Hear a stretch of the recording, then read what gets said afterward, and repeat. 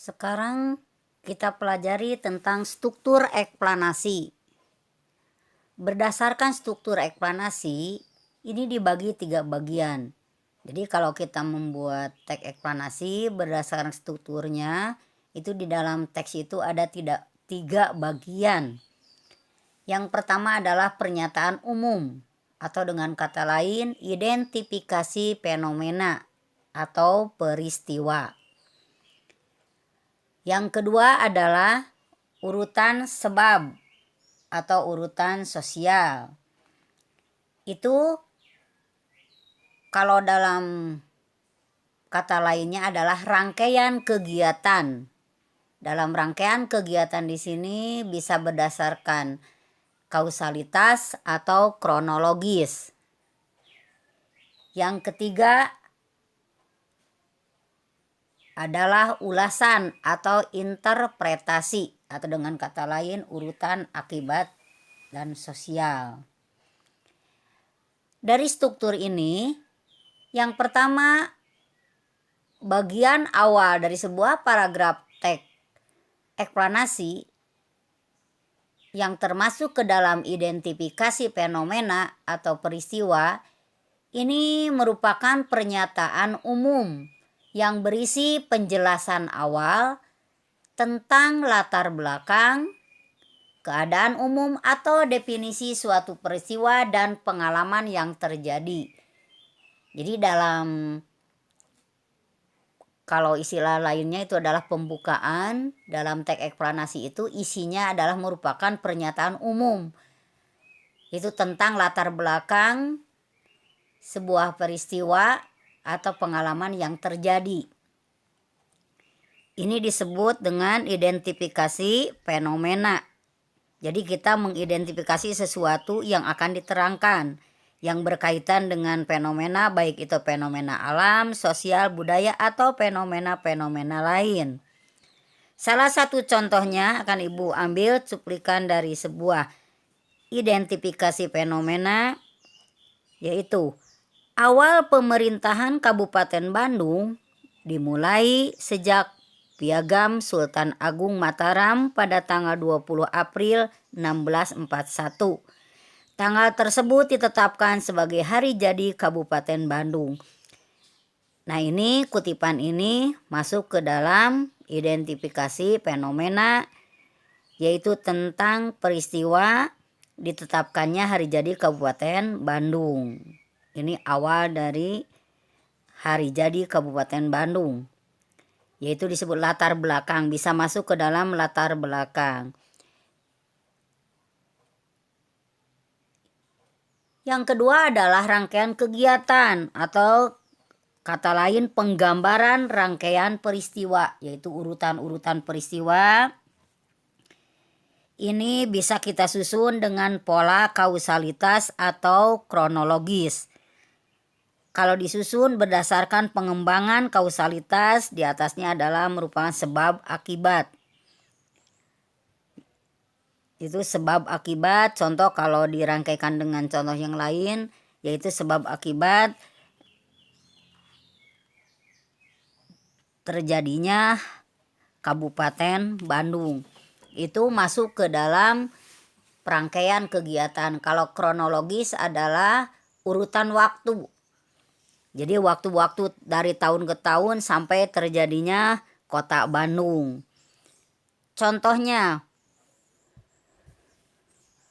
pada tahun 1575 yang berkuasa di daerah ini adalah pemerintahan Islam.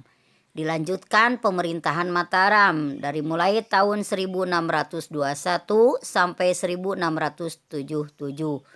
Dan pemerintahan Belanda pada saat Mataram berkuasa itulah nama keprabuan diubah menjadi kabupaten. Itu masuk ke dalam kronologis. Itu yang disebut dengan rangkaian kegiatan. Jadi pembukaan, yang kedua adalah masuknya ke dalam identifikasi fenomena, rangkaian kegiatan, yaitu menceritakan tentang sebab akibat atau kronologis itu adalah urutan waktu. Kalau berkaitan dengan judul hari jadi Bandung itu bagaimana. Yang ketiga adalah berbentuk ulasan atau urutan akibat sosial. Ini yang disebut ulasan itu sama dengan interpretasi. Jadi merupakan penafsiran atau penyimpulan yang berupa pendapat penulisan atas sesuatu yang telah dijelaskan dalam teks tersebut.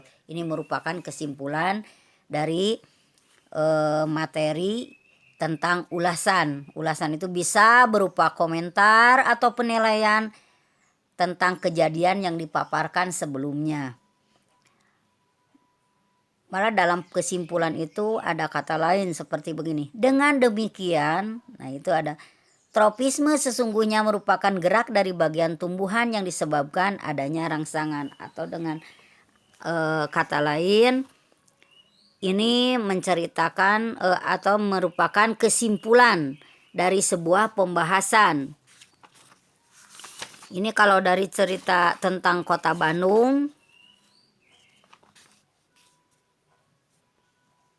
ini di akhir yang termasuk ulasan itu adalah contoh, pada masa Bupati Wiranata Kusuma II, ibu kota Kabupaten Bandung dipindahkan dari Krapia ke pinggir Sungai Cikapundung atau alun-alun Bandung sekarang. Pemindahan tersebut berdasarkan pemerintahan Gubernur Jenderal Hindia Belanda yaitu Daendels.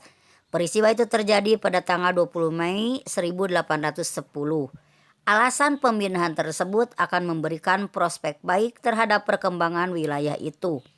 Pada saat itu Daendels yang mendapat julukan Mas Galak tengah membuat jalan dari Anyer ke Panarukan.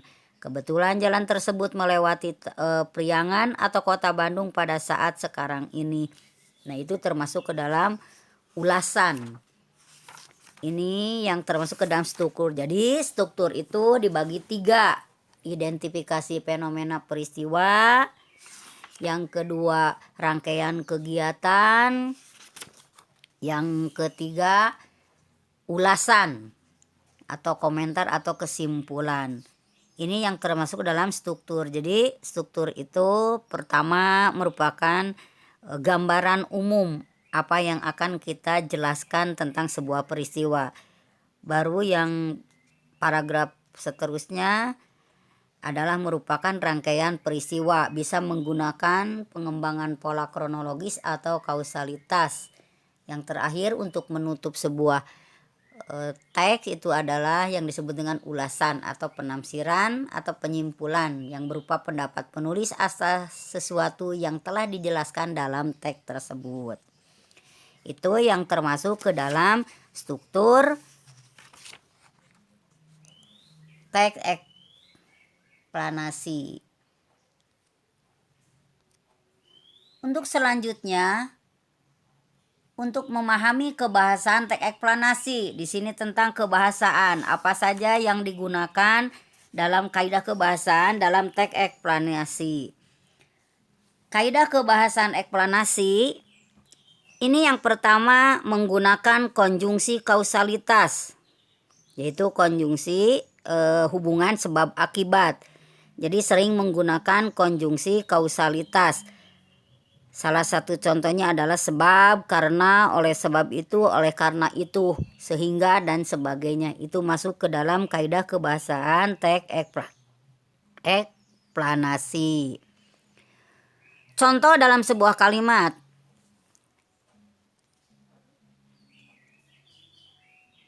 Kerusakan hutan yang terjadi di Indonesia, terutama di Pulau Jawa, telah mengakibatkan bencana banjir dan tanah longsor. Nah, dari kalimat itu ada konjungsi kausalitas, yaitu mengakibatkan. Nah, itu masuk ke dalam konjungsi kausalitas. Yang kedua menggunakan konjungsi kronologis, yang termasuk ke dalam konjungsi kronologis ini adalah urutan waktu atau hubungan waktu. Seperti contohnya kemudian, lalu, setelah itu, pada akhirnya dan sebagainya. Itu termasuk ke dalam konjungsi kronologis. Contoh, berdasarkan piagam itu Sultan Agung dianggat Tumenggung Wirangunangun sebagai Bupati Bandung. Ketika itu pemerintahan Kabupaten Bandung berpusat di daerah Krapyak atau Bojong Asi. Nah, dari kalimat itu ada konjungsi kronologis, yaitu kata ketika itu. Yang ketiga, menggunakan kata benda yang merujuk pada jenis fenomena. Menggunakan kata benda yang merujuk pada jenis fenomena artinya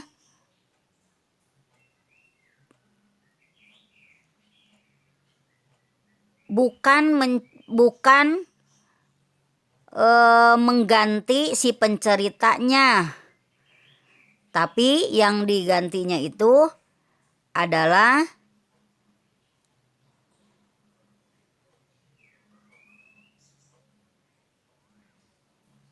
jenis fenomenanya. Contoh seperti gerhana matahari, banjir, tsunami. Nah, itu adalah menggunakan kata benda yang merujuk pada jenis fenomena. Jadi bukan pada nama kotanya atau lah itu. Yang lainnya, contoh kata benda yang merujuk pada jenis fenomena itu seperti Kabupaten Bandung, gerhana, kesenian daerah, perkembangan budaya Papua itu masuk, atau yang termasuk ke dalam kata benda, bukan kata kerja.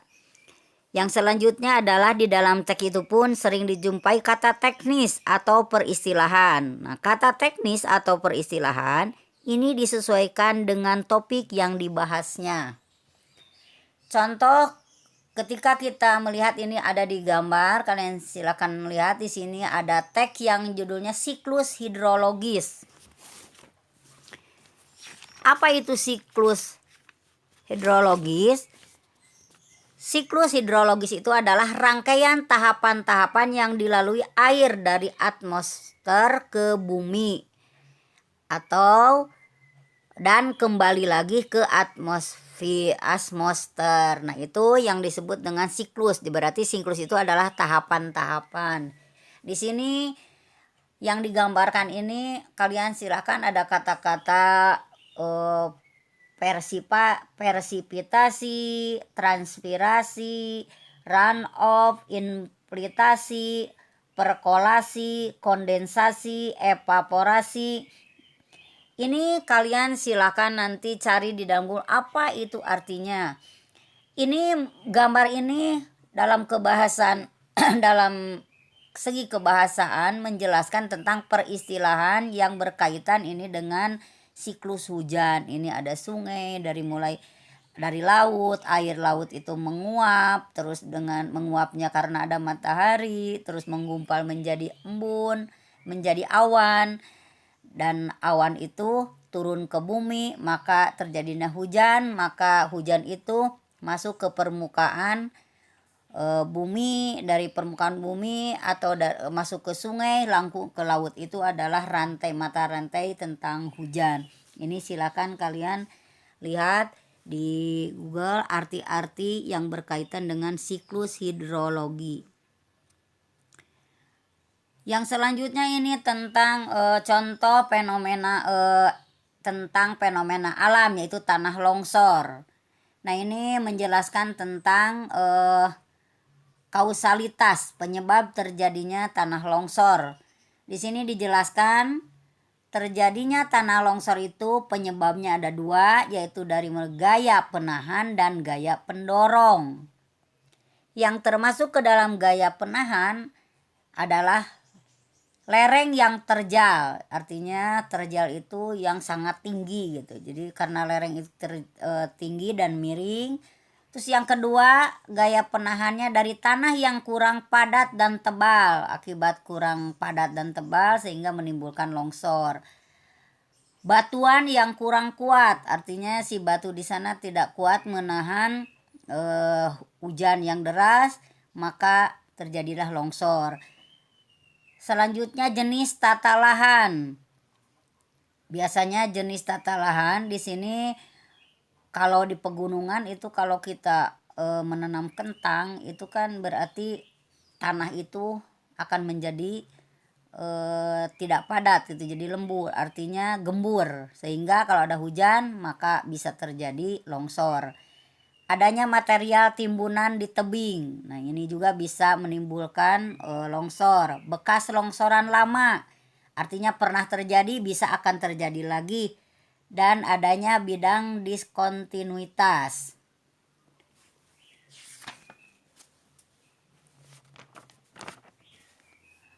Gaya pendorong yang mendorong, artinya bidang diskontinuitas itu adalah ketidakseimbangan antara adanya ketidakseimbangan maka daya tahan tanah itu tidak kuat.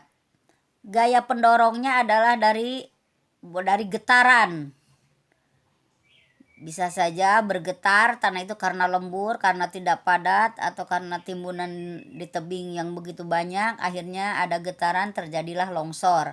Atau susut muka air danau atau bendungan, akibat susutnya bisa terjadi, itu penyebabnya. Yang kedua, adanya beban tambahan, pengikisan atau erosi, penggundulan hutan, atau terjadi hujan, atau tempat pembuangan sampah juga bisa terjadi, itu bisa menimbulkan longsor. Nah, itu yang termasuk ke dalam kaidah kebahasaan teks eksplanasi. Yang selanjutnya kita akan belajar menulis teks eksplanasi. Bagaimana caranya kita untuk menulis teks eksplanasi? Menulis eksplanasi itu dapat disusun dengan berbagai pola, yaitu ada 2 pola yang digunakan dalam menyusun teks eksplanasi. Yang pertama adalah dengan pola kronologis, yaitu urutan waktu, atau pola kausalitas.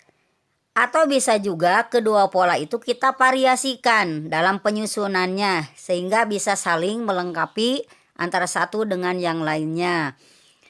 Nah, di sini di dalam pola pengembangan teks eksplanasi itu boleh secara kronologis, boleh juga secara kausalitas, atau dua-duanya dipadukan.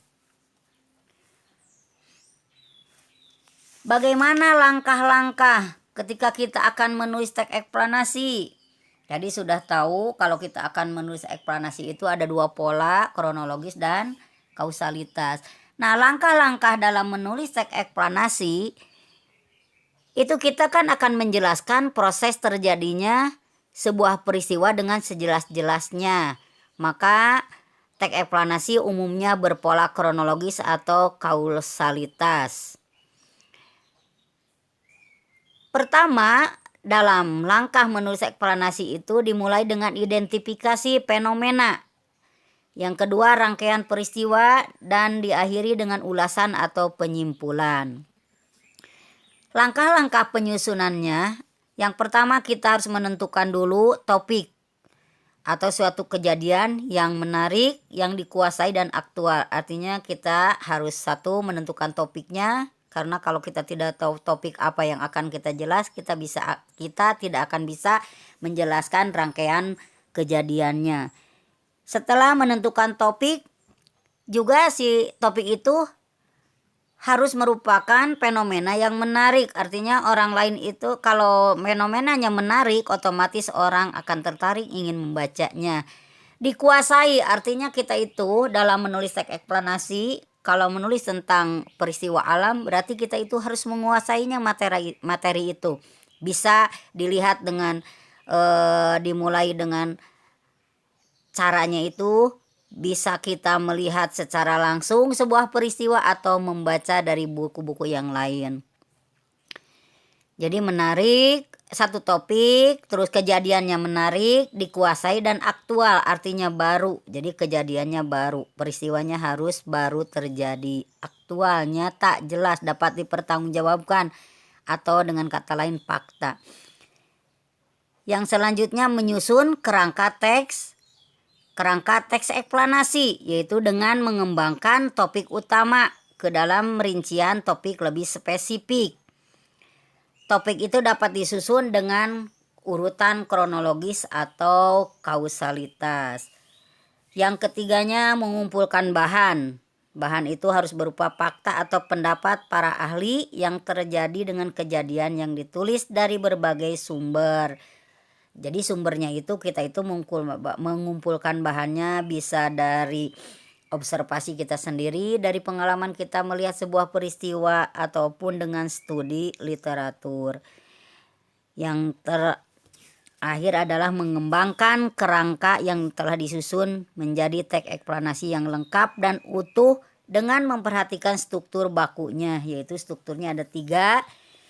Jadi disusun berdasarkan strukturnya, identifikasi fenomena, proses kejadian, dan ulasan. Juga jangan lupa perhatikan kaidah kebahasaan yang berlaku dalam teks eksplanasi. Itu adalah langkah-langkah menulis teks eksplanasi. Jadi sekali lagi, dalam penyusunan teks eksplanasi itu dibagi 2, ada bisa berdasarkan pola kronologis atau kausalitas, atau juga bisa memvariasikannya antara kronologis dan kausalitas sehingga bisa saling melengkapi. Cara penyusunannya, jangan lupa kalian terus menentukan dulu topik apa ya topiknya yang akan kita buat.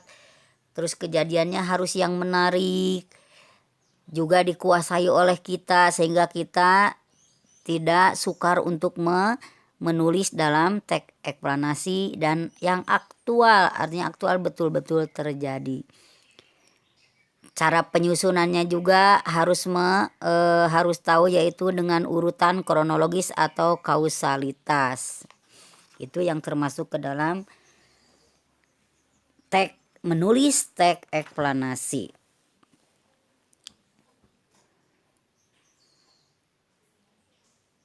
Untuk tugas, kalian silahkan buka halaman 138.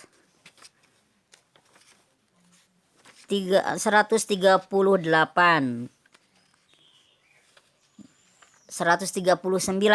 140 yaitu kegiatan 56. Kalian bagian C-nya saja. Bagian C-nya adalah bacalah teks di bawah ini. Setelah itu baru kalian simpulkan yang menunjuk bagaimana bagian-bagian teks itu. Ini ada perlawanan ulama pejuang Pangeran Diponegoro. Di sana sebutkan identifikasinya, menunjukkan isinya ada di mana, di paragraf berapa sampai berapa, proses kejadiannya, paragraf keberapa sampai berapa saja, baru ulasannya apa, dan sebutkan oleh kalian kesimpulannya dari perlawanan ulama pejuang Pangeran Diponegoro. Itu 1. Yang kedua adalah tentang kaidah kebahasaan, yaitu kegiatan 57. Tadi kegiatan 56, sekarang kegiatan 57, yaitu bagian A-nya saja, bagian A-nya saja. Dan kegiatan 58-nya